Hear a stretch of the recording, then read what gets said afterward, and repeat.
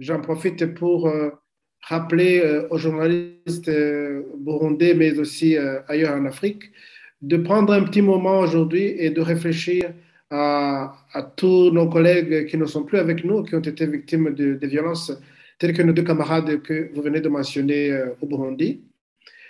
Et nous rappelons également que cette journée a été adoptée par l'Assemblée générale des Nations unies en 2013, justement en reconnaissance de la gravité de la situation des journalistes dans plusieurs parties du monde. Et donc, c'est une occasion pour et les professionnels des médias et les autorités dans le monde entier de prendre des mesures pour essayer d'endiguer justement les attaques et les violences qui sont commises contre les journalistes. Maintenant, ce que nous faisons, nous tenons cette occasion qui nous est offerte pour rappeler qu'au Burundi, effectivement, il y a des problèmes très, très graves qui entravent le travail des journalistes, qui entravent la liberté de la presse au Burundi. Ce n'est pas évidemment qu'au Burundi, mais puisque vous me posez la question sur le Burundi, je vous dirais que dans le cadre d'un projet que nous menons avec l'UNESCO, nous avons par exemple identifié le Burundi comme faisant partie des 4 pays qui doivent nous occuper en vue de créer des instances de soutien aux journalistes au Burundi, au Yémen, au Mexique et au Sri Lanka, des pays, comme vous le savez, où nos collègues aussi sont victimes de violences pratiquement quotidiennes.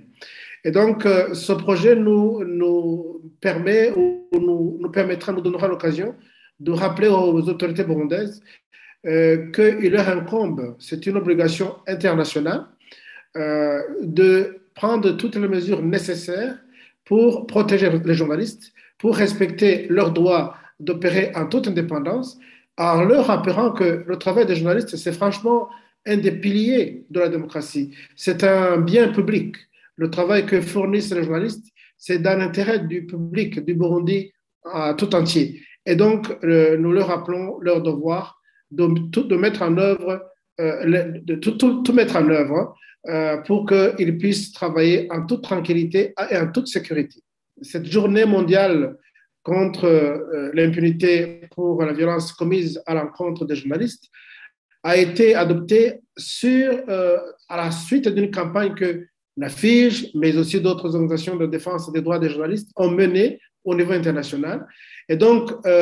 nous sommes parvenus à arracher cette journée qui est une journée de réflexion. Et donc, d'abord, la solidarité entre nous, bien entendu, mais également une occasion pour nous d'aller à l'encontre du public que nous servons, que les journalistes servent, pour leur dire que nous sommes là pour leur bien et qu'en nous défendant, en fait, ils défendent aussi leur intérêt. Donc, c'est vraiment une occasion à la fois de témoigner de notre solidarité, certainement vis-à-vis des familles de nos collègues qui ne sont plus avec nous, bien entendu. Nous devons nous rappeler et honorer leur mémoire chaque jour, pas seulement aujourd'hui, mais chaque jour qui passe,